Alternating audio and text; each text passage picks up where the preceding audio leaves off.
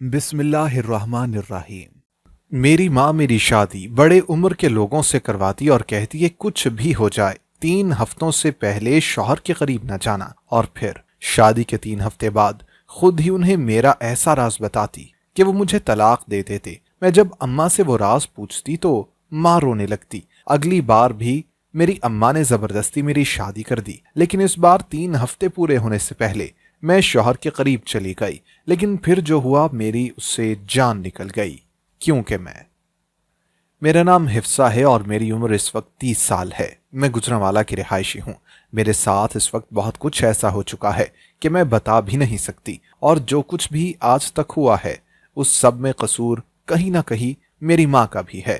بلکہ میری ماں کا کیا قصور دینا جب کمی مجھ میں ہی تھی۔ میں ہی ایک ایسی انسان ہوں کہ جس کے ساتھ یہ ہونا تھا، کیونکہ مجھے قدرت نے چنا تھا۔ میرے بابا کا انتقال کافی برس پہلے ہو گیا تھا، تب میں لگ بھگ 5 سال کی ہوں گی۔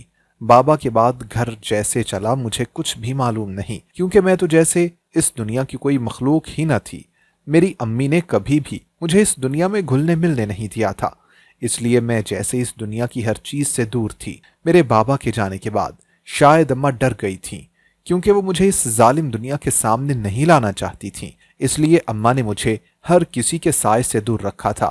میں نہ ہی گھر سے باہر جا سکتی تھی اور نہ ہی کسی سے بات کر سکتی تھی۔ میں نے اپنی زندگی میں کبھی بھی کوئی رشتہ دار نہ دیکھا تھا۔ مجھے نہیں معلوم تھا کہ ہمارا کوئی رشتہ دار ہے بھی یا نہیں، یا پھر ہم خود ہی سب سے دور ہیں۔ میں اکثر امی سے پوچھا کرتی تھی کہ امی، کیا ہمارا کوئی بھی نہیں ہے جو ہمیں کوئی بھی ملنے نہیں آتا؟ کیونکہ ایسا کیسے ہو سکتا ہے کہ صرف ہمارا ہی کوئی نہ ہو؟ میں بہت کہتی تھی کہ امی کوئی تو ہوگا جو ہمارا ہو، ابو کی طرف سے یا آپ کی طرف سے، بھلا کوئی اتنا بے سہارا بھی تھوڑی ہوگا۔ لیکن امی ہمیشہ مجھے ڈانٹ دیتی تھی اور کہتی کہ خبردار جو تم نے کبھی دوبارہ ایسا کوئی ذکر کیا، کیونکہ تمہیں کسی بھی قسم کے حالات کا معلوم نہیں۔ جب سب علم ہوگا تب بولنا، اور مجھے پتا ہے کہ تب تم شکر کرو گی کہ ہمارا کوئی نہیں ہے۔ اور میں امی کی اس بات پر ہمیشہ حیران رہ جاتی تھی کہ بھلا اس بات پر کون شکر ادا کرتا ہے کہ اس کا کوئی نہ ہو۔ لیکن میں امی سے مزید بحث نہیں کر سکتی تھی، کیونکہ اس نے مجھے کبھی اس کی اجازت ہی نہ دی تھی۔ میں نے پھر ایک نئی رٹ ڈالی کہ میں پڑھنا چاہتی ہوں، تب بھی میری امی نے مجھے سختی سے منع کیا تھا کہ تم یہ سب نہیں کر سکتی، اور نہ ہی کبھی ایسی کوئی خواہش تمہاری زبان سے نکلے۔ لیکن اس وقت میں پتہ نہیں کس ضد میں تھی کہ میں نے امی کی کسی بات پر دھیان نہ دیا، نہ ہی ان کا لہجہ غور سے سنا۔ میں بس اپنی ضد پر اڑی رہی، اور پھر اس دن امی نے مجھے اتنا مارا کہ مجھے لہو لہان کر دیا۔ میرا نازک جسم نیلوں سے بھر گیا تھا، اور پھر مجھے ایسا سبق ملا کہ میں کچھ بھی کبھی بھی منہ سے نہ نکال سکی۔ میں ایک حسین اپسرا جیسی لڑکی تھی، اور مجھے اس بات کا علم تھا۔ میرے نئے نقش بہت بہترین تھے۔ میں جب خود کو آئینے میں دیکھتی تو خود پر ہی فریفتہ ہو جاتی تھی۔ لیکن امی کو میں حسین نہ لگتی تھی۔ وہ اکثر مجھے منحوس کہہ دیتی تھیں اور پھر رونے لگتی تھیں۔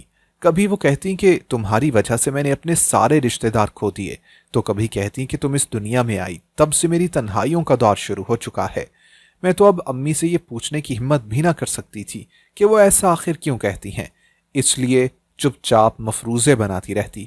میں کونے میں پڑی زندگی گزار رہی تھی۔ مجھے اپنی زندگی بہت بے رنگ لگتی تھی، اور ایسا لگتا تھا کہ اب میری اس زندگی میں کبھی بھی کوئی بہار نہ آئے گی، اور ایسے ہی ساکن سے گزر جائے گی، کیونکہ نہ تو میرا کوئی تھا اور نہ ہی مجھے اجازت تھی کہ میں کسی کو اپنا بنا سکوں۔ اس لیے میں دن بدن مایوسی کا شکار ہوتی جا رہی تھی، بلکہ اب تو خودکشی کے خیال بھی میرے ذہن میں آنے لگے تھے، اور میں اکثر یہ سوچتی بھی تھی کہ اگر میں مر گئی تو کیا ہوگا؟ کچھ بھی نہیں، کسی کو بھی فرق نہ پڑے گا، اور نہ ہی کوئی میرے لیے رونے والا ہوگا، کسی کو غم نہیں ہوگا۔ اس لیے مجھے مر ہی جانا چاہیے۔ اور پھر شاید اللہ کو میری ایسی ہی باتوں پر ترس آ گیا تھا جیسے اس نے میری سن لی تھی، یا میں یہ کہوں کہ اللہ کو نہیں، میری ماں کو مجھ پر ترس آ گیا تھا۔ اس لیے اس نے مجھے اس جہنم سے نجات دینے کا فیصلہ کر لیا تھا، اور اب وہ میرے رشتے دیکھ رہی تھیں۔ ایک عرصے کے بعد یہ گھر کسی کے لیے کھلا تھا، یہاں لوگ آئے تھے، اور میرے لیے یہی کافی تھا۔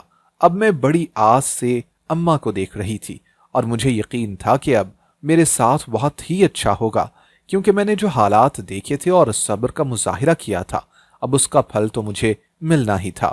دوسرا، میں خود ہی اتنی حسین تھی کہ مجھے کوئی بھی آسانی سے قبول کر لیتا اور پھر سر آنکھوں پر رکھتا۔ इसलिए मैं अपनी आंखों में हसीन ख्वाब सजाने लगी थी। लेकिन मेरी उम्मीदों पर पानी तब फिरा जब निकाह के दिन मैंने एक बूढ़े से आदमी को अपने शौहर के रूप में सेहरा पहने देखा। उस दिन मेरा दिल किया कि ये दुनिया जला दूं और साथ ही अपनी अम्मी को भी।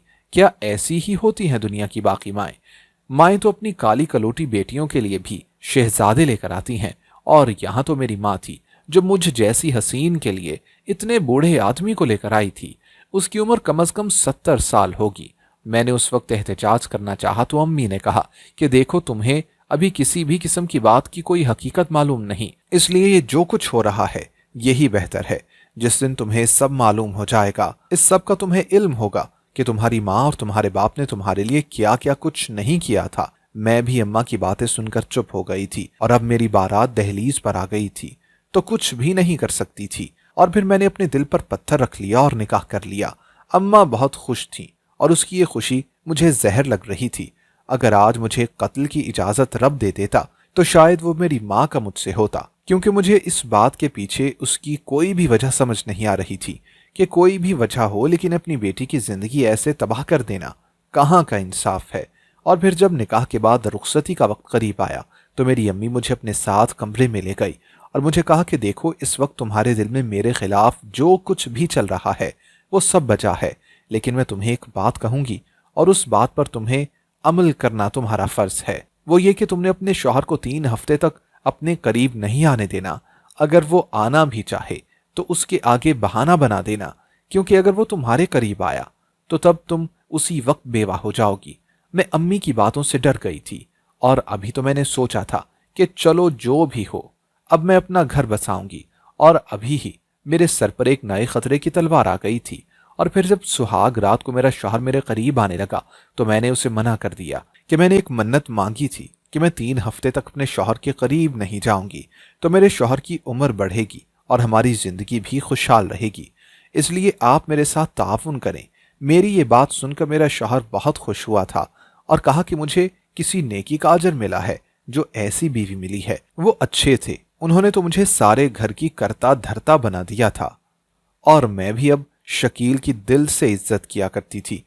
और ऐसे ही 3 हफ्ते मुकम्मल हो गए थे, और जिस दिन तीसरे हफ्ते का आखिरी दिन था, अम्मा मेरे घर आई और मेरे शौहर से कहा कि मैं तुम्हें एक हकीकत बताना चाहती हूँ। और फिर उसके कान में कोई सरगोशी की थी, जिस पर वो तप गया था, और उसने मुझे फौरन तलाक दे दी और कहा कि मैं तुम्हारे नाज उठाता रहा और तुम क्या निकली। और फिर शकील ने मुझे घर से निकाल दिया। मैं तब अम्मा से मजीद नफरत करने लगी थी कि अम्मा ने मेरा बसा बसाया घर तबाह कर दिया था और मुझे ऐसी मुश्किलों में डाल दिया था। और फिर जैसे ही मेरी इद्दत खत्म हुई, अम्मा ने एक बार फिर मेरी शादी कर दी, और इस बार भी दुल्हा शकील की ही उम्र का था। वो भी मुझसे वैसा ही प्यार करता था, लेकिन अम्मा ने रुखसती से पहले ही मुझे वही बात कही, और फिर बिल्कुल वैसे ही 3 हफ्ते बाद मेरी तलाक हो गई। और फिर उसके बाद मुझे यके बाद दी करे 7 तलाकें हुई थीं। अम्मा मेरे शौहरों को ऐसा पता नहीं क्या बताती थी कि वो एक पल भी उसके बाद मुझे अपने साथ ना रखते थे। अब की बार अम्मा ने एक बार फिर मेरी शादी की थी और मुझे वही नसीहत की कि अपने शौहर के करीब ना जाना। मैंने एक बार फिर उसे मन्नत वाली बात कह दी और वो मान गया। लेकिन जैसे जैसे 3 हफ्ते बीत रहे थे, मेरा दिल घबरा रहा था, और फिर मैंने आखिर तंग आकर अपने शौहर को अपने पास बुला ही लिया और उसके करीब चली गई। लेकिन जैसे ही मेरा शौहर मेरे करीब आने लगा, मुझे देखते ही फौरन दूर हो गया और कहा, तुम तो लड़की हो ही नहीं। ये सुनकर मेरे तो तोते ही उड़ गए थे, और उसने भी मुझे मेरी अम्मा के घर भेज दिया। मैं अम्मा के घर आई तो उसने मुझे एक बार मारने की कोशिश की कि मैंने तुम्हें मना भी किया था कि शौहर के करीब न जाना। लेकिन मैंने उससे सवाल किया कि आखिर मैं कौन हूं, मेरी हकीकत बताएं, और आज मैं ये सुनकर ही उठूंगी। और फिर अम्मा ने बताया कि मैं एक तीसरी दुनिया ही की मखलूक हूं। जब मैं पैदा हुई तो सारे खानदान ने हमारा बायकॉट कर दिया था और कहा कि इसे वहीं छोड़ाओ जहां इसके जैसे बाकी रहते हैं।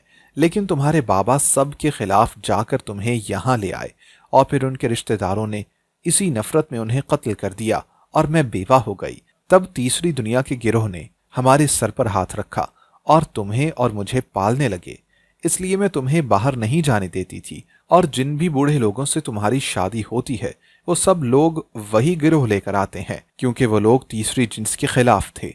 इसी लिए उन्हें सबक सिखाने के लिए तुम्हारा इस्तेमाल होता था। अम्मा ने जब पूरी बात बताई तो मैं अम्मा के गले लग गई और रो पड़ी, क्योंकि मैं आज तक उसे बुरा समझती आई थी।